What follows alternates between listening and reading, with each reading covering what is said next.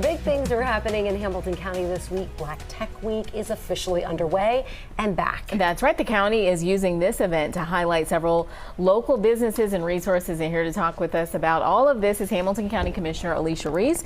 Thanks so much for being here with us. Glad to be back on the couch. Absolutely. Okay, well, Black Tech Week, that kicked off today. It's exciting that it's back here in Cincinnati once again. Tell us about these amazing events and what it means for Hamilton County. Yeah, we're happy to be a sponsor and partner with Black Tech Week this year because they're bringing all of the folks right here to our area, and then local businesses get an opportunity to get this type of information.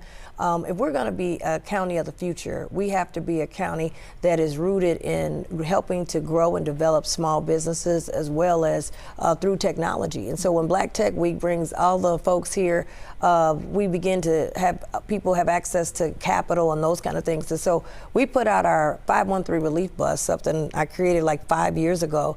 And I wanted people to know that that bus, yes, it does have a medical on the back side of the bus. Yes, we've helped people with rental assistance, over $100 million, helped 30,000 citizens. But this bus is a mobile tech bus. It can transform. And so it's with Black Tech Week right today. And we have our procurement people on there. We have our small business agents that are on there. We're promoting some of the products that we have as a county. And we're also recruiting to see if we can get some of these small businesses to want to either grow here or either open up here.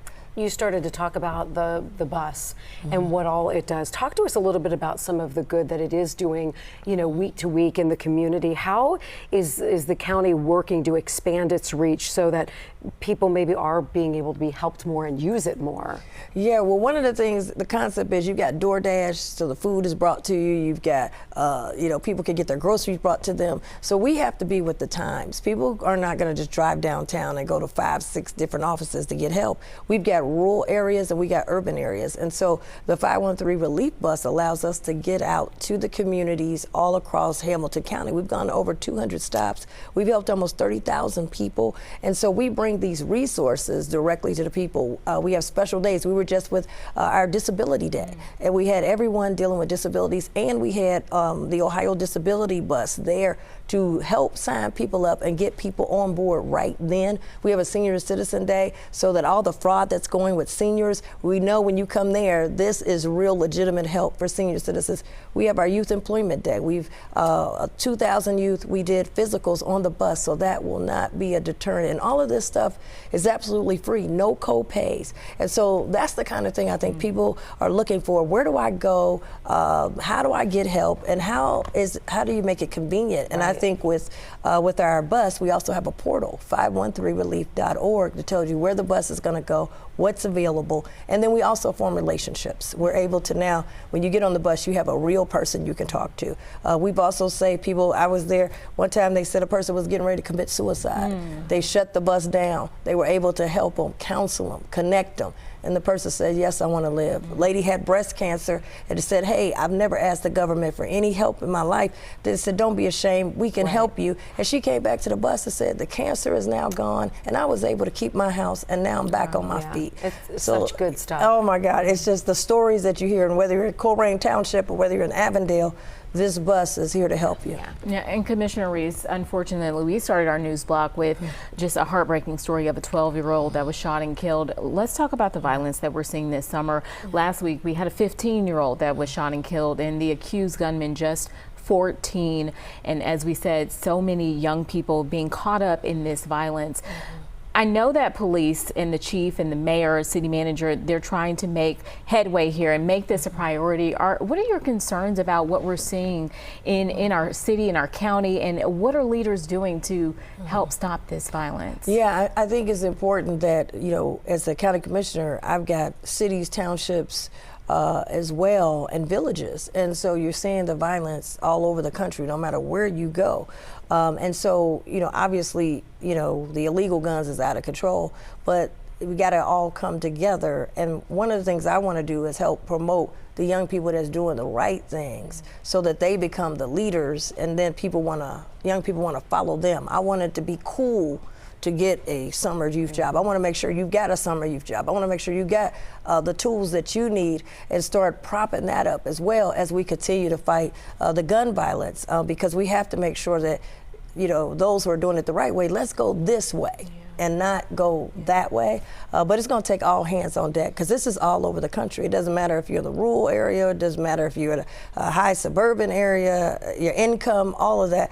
Everybody's affected by this. Yeah, and I like your point of trying to get it to be cool to do the right thing, because it appears that's what happened last night. You know, a young kid following kids doing the wrong thing, and it cost him. Before we go, I know it's an important week for the Bengals and the stadium lease with the county. Where does that stand? Yeah, well, the issue for me is that we don't have a lease, and I have said can't move forward. It can't be like 1997. 1997, people went to the polls and they got excited on a concept, but then when they saw the lease, many people felt like they had gotten duped. And so now we have a first crack at trying to correct that. It's very hard when you have a 94% all the cost on the taxpayers and only 6% on the team ownership. But we've got to really fight hard. And I am one that says, let's not get excited and clap hands at like 1997. I need to see the fine print. And so we're finally getting to hopefully the fine print where we can see it. But I'll tell you that one of my disappointing parts in this, and I've been asking all the time, what is in it for the taxpayers? I thought this, forgive me, because I thought it was all but a done deal. I know, So I know. what's the You deal? and everybody else, because they had this big PR thing that said we got a done deal, but when you looked at it, it was a letter of intent.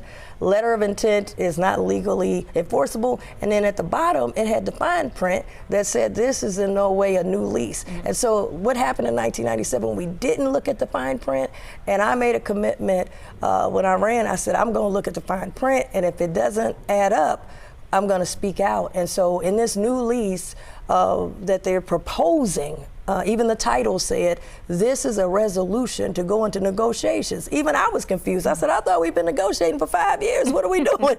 And so now we're finally getting down to the lease, the whereases, the commas, the periods. And what I'm concerned about is in the lease, 30% was promised to the taxpayers in 1997 as 30% rebate on property tax. And people voted for that.